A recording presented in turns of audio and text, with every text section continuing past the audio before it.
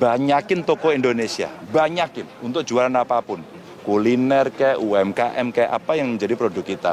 Kalau cuma pamer-pamer aja, hari ini nggak cukup. Kita beli toko, kita pasang di sana sehingga orang akan terbiasa bahwa dia membutuhkan sesuatu dengan tingkat keunikan ala Indonesia. Sekarang kita tidak bisa mengandalkan kerjasama atau kerjasama dagang kita itu dengan negara yang selama ini bekerja. Kita mesti agak bergeser.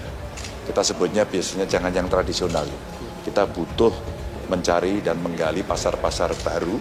Saya kira Ceko Republik menjadi satu bagian yang penting. Coba kerjasama, jadi kita gandengin produk-produk UMKM kita seperti yang ada di belakang saya ini, terus kemudian kita taruh di hotel. Dan terima kasih setidaknya di hotel ini kopi sudah punya stand, ya ada. Kemudian ada pojok untuk UMKM, ya. Ada minibarnya juga, jadi orang bisa mencicipi langsung produk lokal kita dan kita mesti membantu agar kualitasnya juga bagus. Dari Jepang hingga Belanda, 2.162 UMKM Jateng Go Internasional berkat program-program Ganjar. Bungah ati kula ngerti kerja keras panjenengan. Bukan hanya lingkup personal ataupun di sekitar tempat tinggal. Geliat UMKM telah jadi salah satu tumpuan perekonomian nasional. Jaga dan tingkatkan kualitas. Terus telurkan kreativitas. Pandemi bukan halangan, tapi justru tantangan yang semakin menguatkan usaha kita. Ganjar Pranowo membawa UMKM lokal Jateng Go Internasional. Sampai saat ini, Ganjar membawa sejumlah UMKM berhasil merambah pasar Jepang hingga Belanda. Melalui berbagai program, Kepala Dinas Koperasi dan UKM Jateng Emma Rahmawati mengungkapkan, sejumlah UMKM berhasil menembus Jepang lewat program Lapak Jateng, Lapak Ganjar, dan pembinaan Pemprov Jateng. Emma mengatakan ada 17 produk UMKM Jateng dengan berbagai komoditas yang berhasil merambah Jepang. Di antaranya daster dari 4 UKM, craft dan eceng gondok, tas dari Koni, makanan kecil seperti keripik salak, keripik nangka, lanting oven, dan lain-lain, kata Emma dalam keterangannya di Semarang.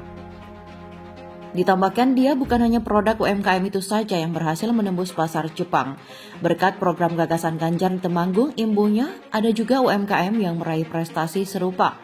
Yang menggembirakan sebanyak 10 ton kopi Arabica Posong dari Temanggung dipesan oleh pasar Jepang bersama Dekranasda Jateng membuka gerai UMKM yang menyasar ke Bandara Internasional Ahmad Yani dan Yogyakarta International Airport serta toko-toko modern, ungkapnya. Tak hanya Jepang, UMKM asal Jateng melalui program pendampingan gagasan Ganjar ini juga berhasil menembus pasar Belanda, yakni UMKM kerajinan kain perca Double Ecrive milik Lina Windiarti yang telah dirilis sejak 2019 lalu. Lina, warga kota Semarang ini mengaku awalnya dia adalah seorang penjahit pakaian wanita. Dengan sisa kain perca yang ada, dia kumpulkan dan akhirnya muncul ide untuk mengolahnya kembali. Di awal usaha, Lina hanya menjual melalui jaringan pertemanan, sampai saat Lina mendapatkan pembinaan dari Dinas Koperasi dan UMKM Provinsi Jateng yang digagas Ganjar, usahanya kian berkembang dan maju. Kontribusi Pemprov oke banget. Pertama itu saya dikasih pelatihan-pelatihan yang awal-awal itu saya ikut pelatihan haki untuk mematenkan mereknya supaya mereknya tidak dipakai orang, ujar Lina. Kemudian diikut lagi pelatihan manajemen, yaitu pelatihan digital marketing. Kemudian ikut pelatihan public speaking. Waktu itu saya juga dapat dana hibah, yaitu untuk mengelola Instagram untuk medsosnya, sambungnya. Jadi kurasi benar, butuhnya apa kita kurasi. Misalnya telur ayam, maunya seperti apa, yang besarnya seperti berapa. Karena ini Apple kan hotel internasional, jadi standarnya itu standar internasional semua. Beras misalnya, beras dia nggak mau yang harus selalu baru, makanya dia misalnya hanya seminggu sekali, ya begitu. Jadi yang kayak gitu itu harus diperhatikan sekali untuk hotel-hotel kelas internasional. Dari sana usaha Double Ecrive milik Lina seperti produk sarung bantal, taplak meja, dan cover sofa menambah pasar domestik seperti Sumatera dan Kalimantan, bahkan internasional khususnya Belanda. Lina pun berterima kasih ke Ganjar yang selalu mensupport UMKM. Adanya Lapak Ganjar juga membantu para UMKM. Kemudian kalau ada pameran-pameran beliau selalu datang, istilahnya support pada kami itu luar biasa, lanjutnya. Dalam kesempatan lain, Ganjar berkomitmen untuk menggenjot pertumbuhan ekonomi khususnya sektor UMKM. Menggandeng Bank Jateng, Ganjar memberikan bantuan pada 35 kabupaten kota se-Jateng untuk pengembangan UMKM masing-masing 1 miliar rupiah.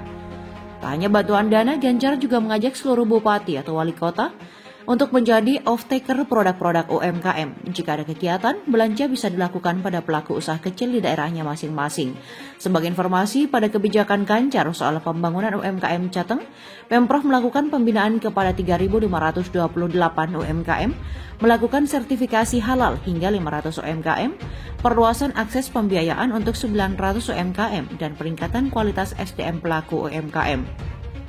Ganjar pun berhasil menggandeng Ekor Group yang membawahi hotel-hotel ternama, salah satunya Novotel, nilai kerjasama dengan Accor sebesar 1,56 miliar per tahun dan mencapai 7,6 miliar rupiah selama 5 tahun.